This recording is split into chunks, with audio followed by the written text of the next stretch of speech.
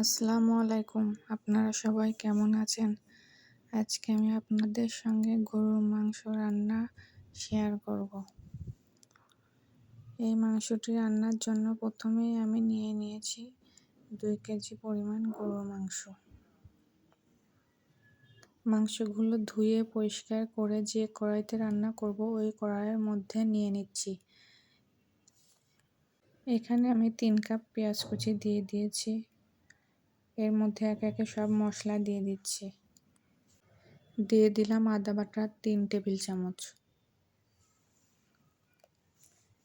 এখন দিয়ে দিচ্ছি রসুন বাটা 3 টেবিল চামচ, মরিচ গুঁড়া 1.5 টেবিল চামচ, জিরা গুঁড়া 1 টেবিল চামচ, ধনিয়া গুঁড়া 2 টেবিল চামচ।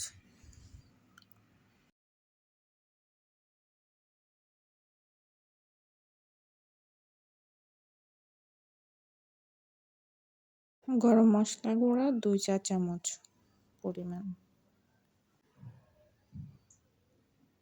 হলুদ 2 চা চামচ পরিমাণ, 3 থেকে 4টি তেজপাতা। এখন দিয়ে দিলাম 5 টুকরো দারুচিনি, দিয়ে দিলাম 7 থেকে 8টি এলাচ, দিয়ে দিয়েছি লবণ পরিমাণ মতো। এখন দিয়ে দিলাম লবঙ্গ 15-16টি হবে। এখানে শুকনো মরিচ দিয়ে দিলাম 8-9টি, দিয়ে দিয়েছি গোলমরিচ 20-25টি, দিয়ে দিয়েছি 1.5 কাপ পরিমাণ তেল। এবার ভালোভাবে হাত দিয়ে মেখে নিব। মাংসগুলোর সঙ্গে সব মশলা ভালোভাবে মাখবো। সুন্দরভাবে নেড়েচেড়ে উল্টে পাল্টে মেখে নিব। এভাবে ম্যারিনেট করে আপনারা আধা ঘন্টা রেখে দিতে পারেন। সময় না থাকলে সঙ্গে সঙ্গে রান্না করতে পারেন। সামান্য একটু পানি দিয়ে দিয়েছি হাত ধুয়ে। হাতে যে মশলা লেগেছিল ওটা ধুয়ে দিয়ে দিয়েছি।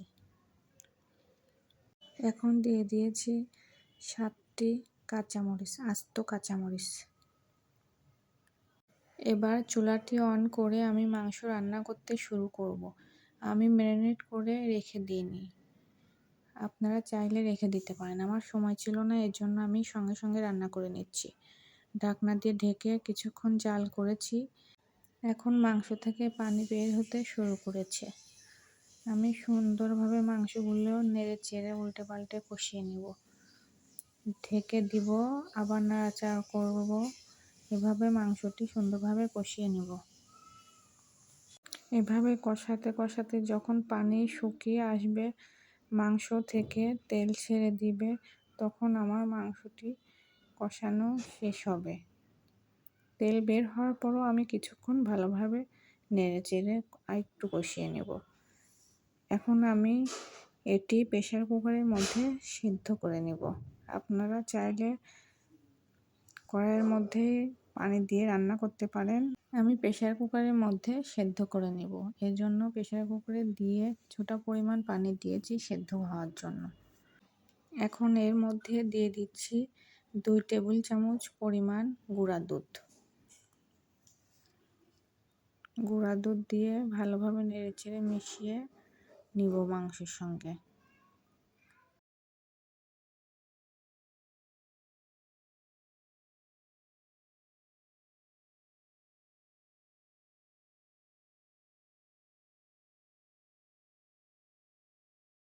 এখন আমি ঢাকনাটি লাগিয়ে দিচ্ছি সেদ্ধ করার জন্য।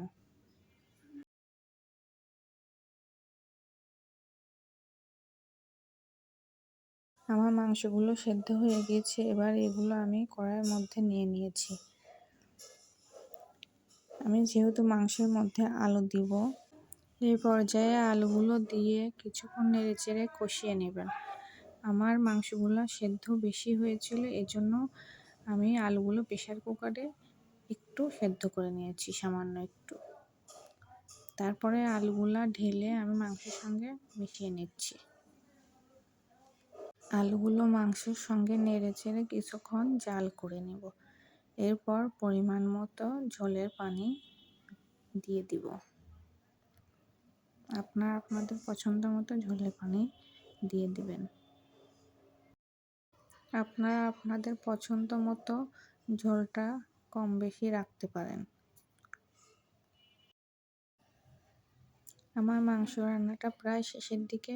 এখন আমি দিয়ে দিচ্ছি হালকা করে তাওয়ায় ভেজে নেওয়া গরম মশলা, কয়েক টুকরা দারুচিনি, কয়েক টুকরা এলাচ তেলে নিয়েছিলাম, ওগুলো মাংসের মধ্যে দিয়ে দিলাম। এর মধ্যে আমি আরও 1.5 চা চামচ গরম মশলা গুঁড়া দিয়ে দিয়েছি। গরম মশলা দেওয়ার পরে আমি 5 মিনিট ঢেকে রেখে দিব। আমার রান্নাটা শেষ। রান্না শেষে আমার মাংসটা দেখতে এরকম হয়েছে। আমি একটি বাটিতে কিছুটা মাংস উঠিয়ে নিয়েছি। এতক্ষণ যারা আমার সঙ্গে রান্নাটি দেখেছেন তাদেরকে অসংখ্য ধন্যবাদ। রান্নাটি ভালো লেগে থাকলে লাইক, কমেন্ট, শেয়ার করতে ভুলবেন না এবং আমার চ্যানেলটি সাবস্ক্রাইব করে আমার পাশে থাকবেন। সবাইকে অসংখ্য ধন্যবাদ। আল্লাহ হাফেজ।